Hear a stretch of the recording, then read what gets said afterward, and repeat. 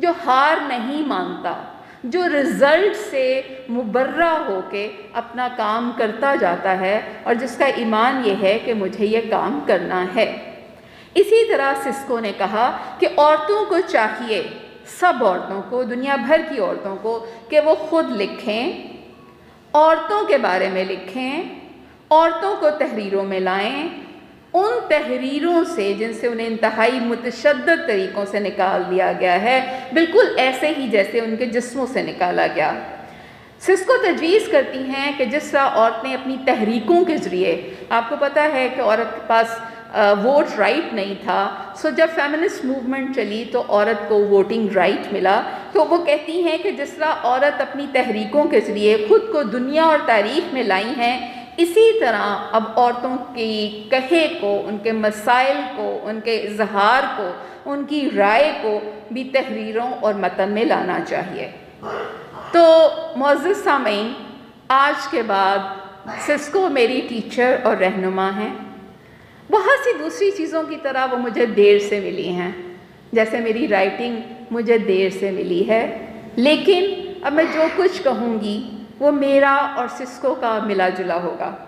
اگر آپ اس میں سے کچھ آپ کو اچھا لگے تو آپ سسکو کو داد دیجئے گا، لیکن اگر اچھا نہ لگے تو اس کا ذمہ دار مجھے ٹھہرائیے گا۔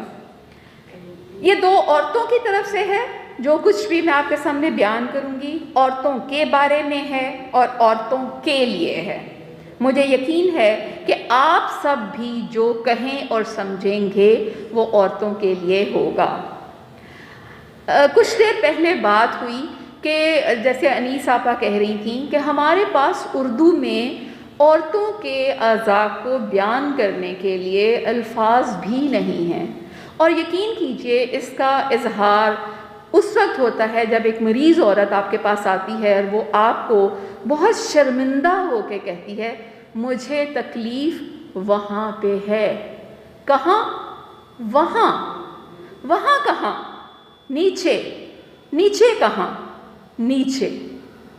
اس کے پاس نہ اتنا حوصلہ ہوتا ہے، اگین سسکو کے الفاظ میں، کہ اسے اس کے جسم سے نکال دیا گیا ہے۔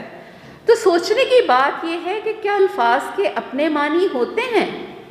اگر آپ کسی لینگویج کو نہیں سمجھتے، مثال کے طور پہ اگر میں ہندی کا ایک لفظ ادھر لکھوں اور ہمیں ہندی پڑھنی نہیں آتی تو ہمارے نزدیک اس لفظ کا کوئی مطلب نہیں ہوگا۔ بہت سے یہ الفاظ جن کو گالیوں میں استعمال کیا جاتا ہے ان کا بذات خود کوئی مطلب نہیں تھا، اسے معاشرے نے یا پیدرسری معاشرے نے ان الفاظ کو لوڈ کیا ہے، ان الفاظ کے ساتھ شرم اور فحاشی اور عورت کو ریڈیوس کرنے کا ایک سبب بنایا ہے کہ اگر آج عورتوں کے سامنے آپ وہ والے الفاظ بولیں جن کو چے یا پے سے شروع ہوتے ہیں تو ظاہر ہے ہر عورت شرمندہ ہو کے بیٹھ جائے گی، اگرچہ اس میں اس کا کوئی قصور نہیں ہوگا۔ وجائنا بک کا نام رکھنے کا مقصد یہی تھا۔ کیوں اس کا نام وجائنا بک رکھا گیا؟ کہ جس طرح اردو میں اور بہت سے الفاظ کو ایبزارب کیا گیا ہے، railway station, airport, camera, mic, یہ سب انگلش کے ورڈز ہیں، لیکن اب ہم ان سے متعارف ہیں اور اب ہم انہیں فوراً سمجھتے ہیں۔ تو چونکہ ہمارے لیے کوئی اور دوسرا لفظ چھوڑا نہیں گیا تھا تو میں نے سوچا کہ اپنی بات پہنچانے کے لیے وہ لفظ استعمال کروں جس پہ اس طرح کا برڈن ابھی تک اٹیچ نہیں ہے۔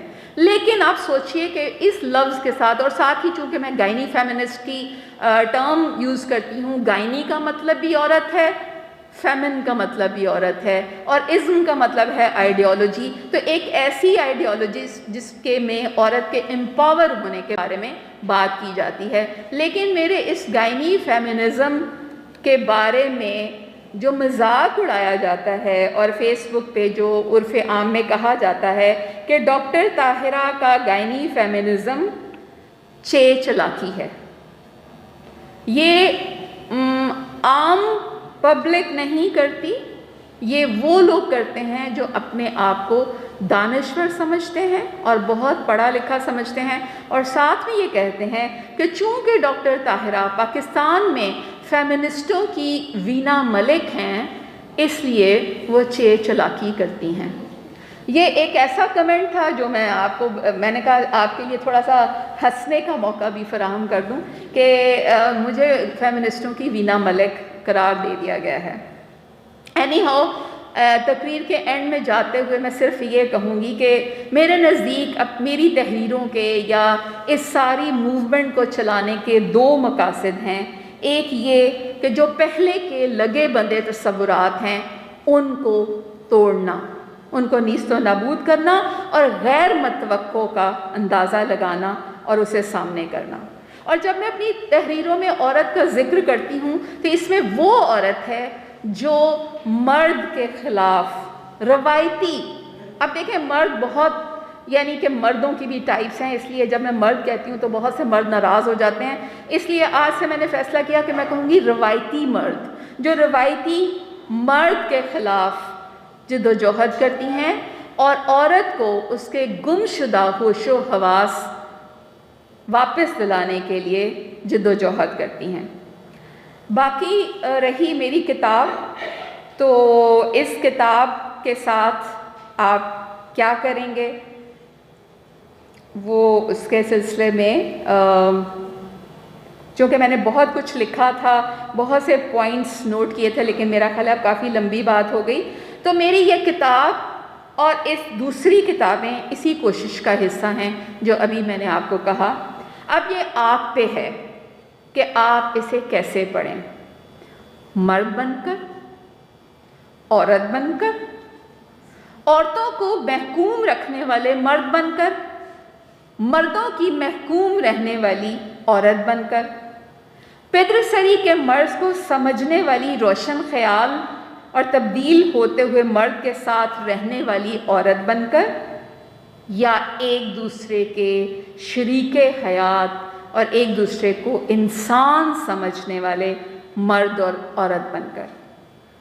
اس کا ابتدائی امتحان تو اس دن ہوگا جب آپ اپنے گھر کی بچیوں اور بچوں کو اس کتاب کے بارے میں بتائیں گے یا نہیں بتائیں گے، بتائیں گے تو کیا بتائیں گے، نہیں بتائیں گے تو کیا اس دن کا انتظار کریں گے جب وہ آپ کی جگہ ہوں گے اور آپ کے زمانے کی ایک کتاب کے بارے میں سن رہے ہوں گے جو کسی ڈاکٹر طاہرہ نے لکھی تھی۔ مجھے یقین ہے ایسا نہیں ہوگا۔ ہم لاکھ بھاگیں، تعلیم اور انٹرنیٹ ہمیں اندھیروں میں چھپنے نہیں دے گا۔ شکریہ۔